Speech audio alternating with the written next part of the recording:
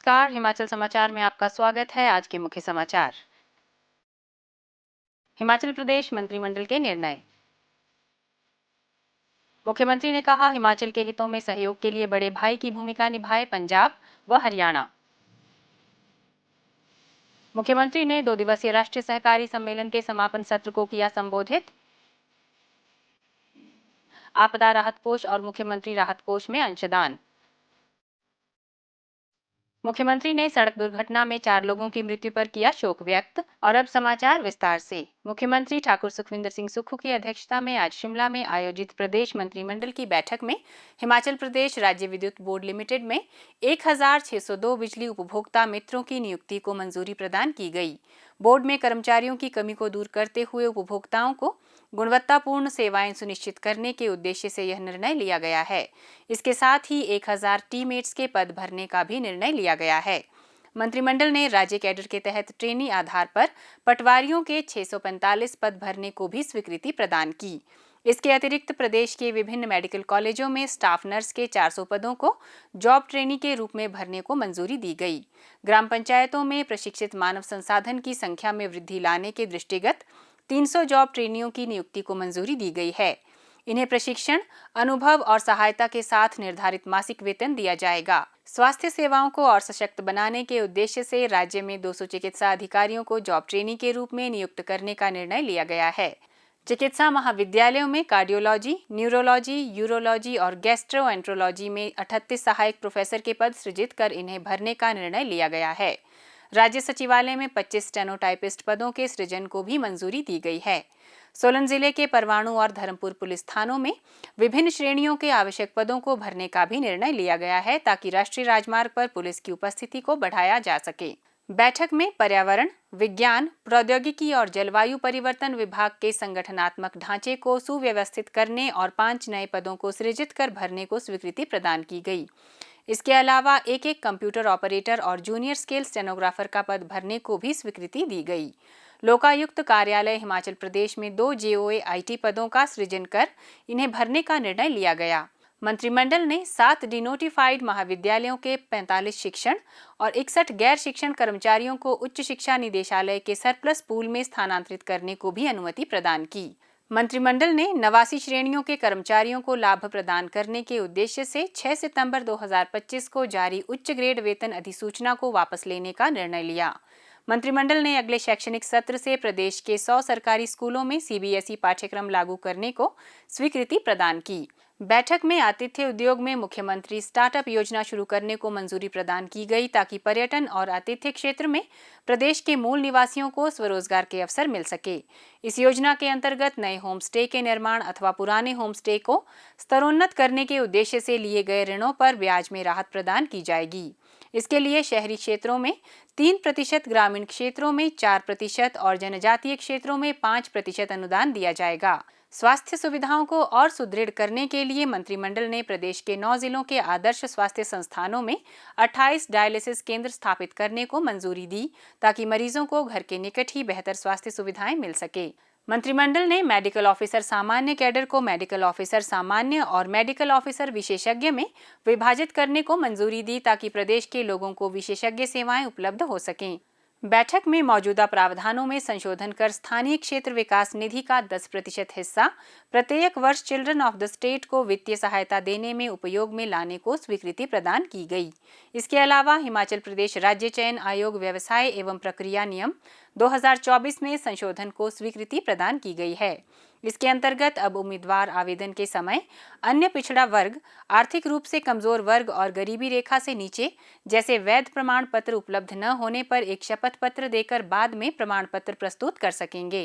ग्रामीण क्षेत्रों में योजनाबद्ध निर्माण गतिविधियों को नियंत्रित करने के लिए मंत्रिमंडल ने मॉडल उपनियम मंजूर किए हैं।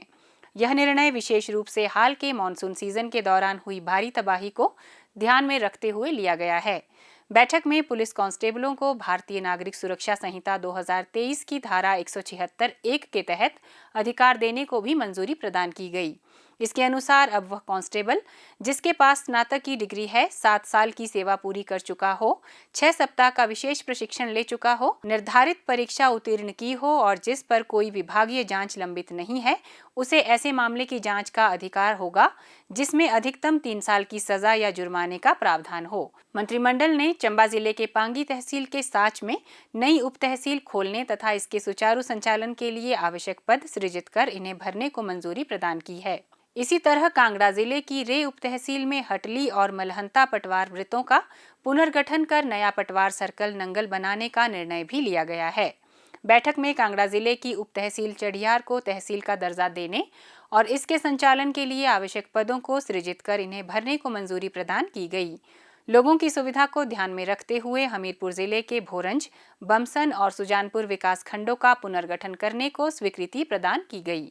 कांगड़ा जिले के ज्वालामुखी क्षेत्र के हलेर स्थित हरसी में जल शक्ति विभाग का नया उपमंडल खोलने का भी निर्णय लिया गया। मंत्रिमंडल ने हिमाचल प्रदेश पट्टा नियम 2013 के नियम 7 में संशोधन को मंजूरी दी, जिससे हिमुडा के पक्ष में भूमि पट्टा अवधि अब 80 वर्ष तक होगी। इससे प्रदेश के लोगों को सुरक्षित और किफायती दरों पर आवास उपलब्ध हो सकेंगे। इसके अलावा बैठक में सनग्या चोलिंग एसोसिएशन संजौली के पक्ष में सरकारी भूमि पट्टा अवधि को 40 साल के लिए बढ़ाने को स्वीकृति दी गई। साहसिक पर्यटन सुरक्षा को मजबूत करने के लिए पर्यटन विभाग के साथ पंजीकृत सभी टेंडम पायलटों के लिए 31 अगस्त 2026 को या उससे पहले उड़ानों के दौरान सिमुलेशन पैराग्लाइडिंग सुरक्षा पाठ्यक्रम पूरा करना अनिवार्य करने का निर्णय लिया गया, ताकि पैराग्लाइडिंग गतिविधियों में लगे पर्यटकों की सुरक्षा सुनिश्चित हो सके। मंत्रिमंडल ने राज्य के 13 स्थानों पर ग्रीन हाइड्रोजन प्लांट और सोलर सीबीजी पावर प्रोजेक्ट लगाने के लिए पट्टे पर भूमि देने को मंजूरी प्रदान की। इसके अलावा कांगड़ा हवाई अड्डे के लिए भूमि अधिग्रहण को 24 माह बढ़ाकर 3 जून 2026 तक करने का निर्णय लिया गया है। मुख्यमंत्री ठाकुर सुखविंदर सिंह सुक्खू ने रविवार देर शाम शिमला में आयोजित 2 दिवसीय राष्ट्रीय सहकारी सम्मेलन के समापन सत्र को संबोधित करते हुए कहा कि हिमाचल प्रदेश को कई मामलों पर अपने हकों के लिए संघर्ष करना पड़ रहा है। शानन जल विद्युत परियोजना की लीज अवधि समाप्त होने के बावजूद इसे पंजाब से हिमाचल को वापस नहीं सौंपा गया है। इसी तरह सर्वोच्च न्यायालय के निर्णय के बाद भी पंजाब और हरियाणा के अवरोध के कारण बीबीएमबी से बकाया राशि का भुगतान भी लंबित है। उन्होंने कहा कि पंजाब और हरियाणा हमारे बड़े भाई की तरह हैं और उन्हें अपने छोटे भाई को उदार सहयोग प्रदान करना चाहिए। 5 नदियां हिमाचल प्रदेश में बहती है, पंजाब होकर जाती है। जब हमारे अधिकार की बात आती है, वहाँ हरियाणा भी थोड़ा बहुत अड़ंगा अड़ा देता है, पंजाब भी अड़ा देता है। बड़े भाई है। मैं ये कह इस मंच के माध्यम से इसलिए भी कहना चाहता हूँ, हाइड्रो से सारे देश को रोशनी मिलती है। 12,000 हमारी हाइड्रो प्रोजेक्ट हारनास हमने कर चुके हैं। हमारा एक फैसला था बीबीएमबी से, जो सुप्रीम कोर्ट ने हमारी सरकार के फेवर में किया। मेरा आपसे अनुरोध रहेगा, वो अभी 3 दिसंबर को उसकी डेट लगी है, 10 को थी, हमें एरियर देना है 4300 करोड़ रुपया। सिर्फ बीबीएमबी एग्री कर गया है, हरियाणा और पंजाब उसमें अड़ंगा अड़ा रहे हैं। वो हमारा अधिकार है, हमारी संपदा है। उसी तरह पंजाब वालों ने शानन प्रोजेक्ट की 99 साल की लीज पूरी होगी, तो बड़े भाई छोटे भाई को डराते ही रहते। छोटे भाई का अधिकार, लीज खत्म होगी या 99 साल पूरे हो गए, वो प्रोजेक्ट भी हमको मिलना चाहिए। और जो हमारे लड़ाई हाइड्रो के रूप में चल रही है, हमें किसी से पैसे की जरूरत नहीं है। अगर हमारी फ्री रॉयल्टी की जो प्रॉफिट 40 साल बाद 80% जो कंपनियां प्रॉफिट कमा रही हैं, हिमाचल को सिर्फ 12% रॉयल्टी दे रही है। संपदा हमारी है। ऑस्टिस सबसे ज्यादा हम होते हैं। पोंग डैम के ऑस्टिस बने हम, बीबीएमबी के ऑस्टिस बने हम। हर जगह सफर सहन किया हिमाचल ने। जब प्रॉफिट प्रोजेक्ट फ्री हो गया, 80% प्रॉफिट हो रहा, उसकी रॉयल्टी की लड़ाई हमारी आपके साथ चली है, पावर मिनिस्टर होते भी चली है। हम चाहते हैं कि थोड़ा बहुत आप भी हमारा उसमें सहयोग करें।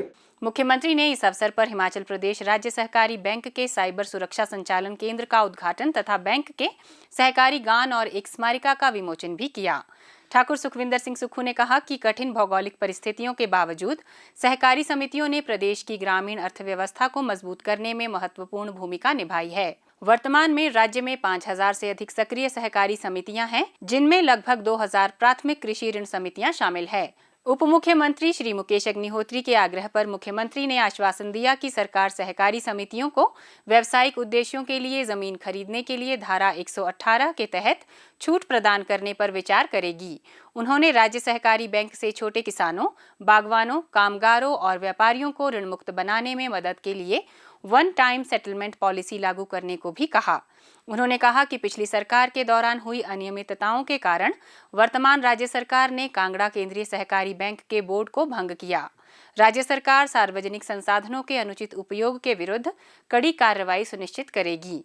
मुख्यमंत्री ने कहा कि ग्रामीण अर्थव्यवस्था को मजबूत करने के लिए हिमईरा ब्रांड के तहत महिला स्वयं सहायता समूहों को प्रोत्साहन दिया जा रहा है। जितनी हमारी महिलाएं थी, सोसाइटी थी, उन महिलाओं को जागरूक किया और हिमईरा के नाम से एक प्रोडक्ट बनाया।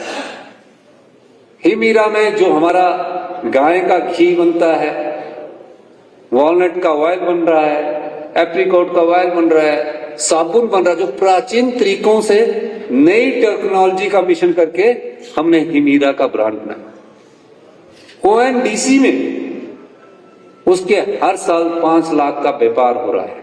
वो ऑर्गेनिक है, संख्या कम है, उससे गांव में और सहकारी समितियों के माध्यम से उनमें बदलाव आया है। आपने बुक कैफे भी देखे होंगे, शिमला में खुल रहे हैं, पूरी स्टेट में खुल रहे हैं। जो हमारे सिड्डू लोकल है, चाहे मंडी की कोई धाम है, कांगड़ा की धाम है, हमीरपुर की धाम है, उसको हम आगे बढ़ा रहे हैं। हर एक जगह हमें अपनी महिला मंडलों के माध्यम से, सहकारी समितियों के माध्यम से उसको आगे बढ़ा। फिर देखा कि इनके पास पैसा कैसे आएगा, पैसा कैसे उनके हाथ में जाए। अब हमने उसमें भी परिवर्तन किया।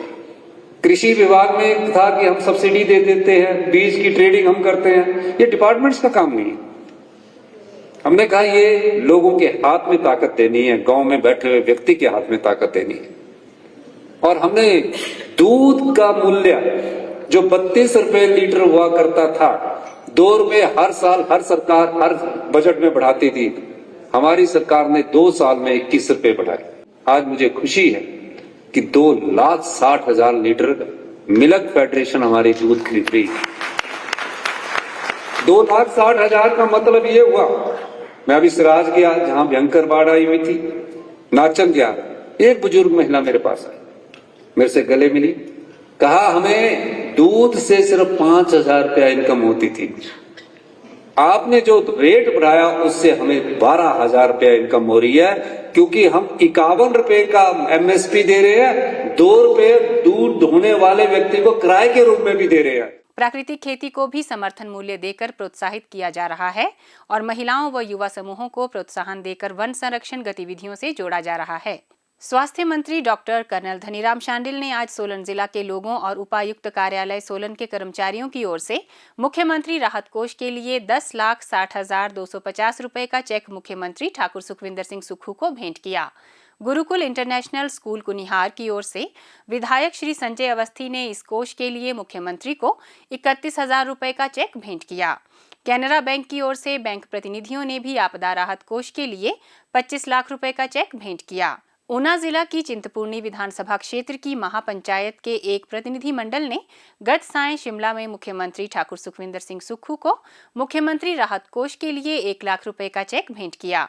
मुख्यमंत्री ने इस अंशदान के लिए सभी दानी सज्जनों का आभार व्यक्त करते हुए कहा कि यह धनराशि आपदा प्रभावितों को राहत पहुंचाने में मददगार साबित होगी। मुख्यमंत्री ठाकुर सुखविंदर सिंह सुक्खू ने जिला शिमला के अंतर्गत कोटखाई उपमंडल के रामनगर गांव में सोमवार को एक सड़क दुर्घटना में 4 लोगों की मृत्यु पर शोक व्यक्त किया है। इस दुर्घटना में 2 अन्य लोग घायल हुए हैं। मुख्यमंत्री ने कहा कि प्रदेश सरकार शोक संतप्त परिवारों के साथ है और उन्हें हर संभव सहायता प्रदान की जाएगी।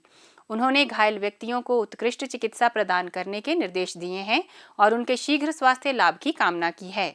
मुख्यमंत्री ने दिवंगत आत्माओं की शांति की कामना करते हुए शोक संतप्त परिजनों को इस अपूरणीय क्षति को सहन करने की शक्ति प्रदान करने की प्रार्थना की है।